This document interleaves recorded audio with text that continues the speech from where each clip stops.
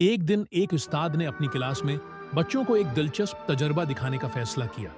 उन्होंने एक मेज पर तीन चीजें रखी: पानी का गुलास, तेल का गुलास और एक छोटा पत्थर। उस्ताद ने बच्चों से पूछा, क्या आप जानते हैं कि ये पत्थर किस माया में तैरेगा?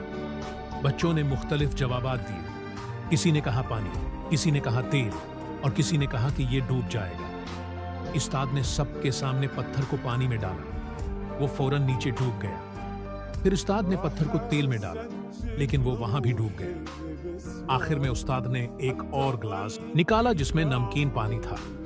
जैसे ही उस्ताद ने पत्थर उसमें डाला, वो तैरने लगा।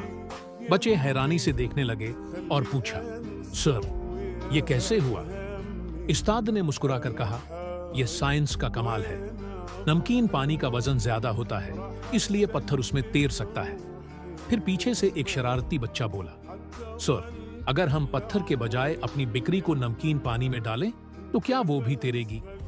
सारी क्लास कहकाए लगाने लगी और उस्ताद ने हंसते हुए कहा, बेटा, ये तजर्बा साइंस का है, जादू का नहीं।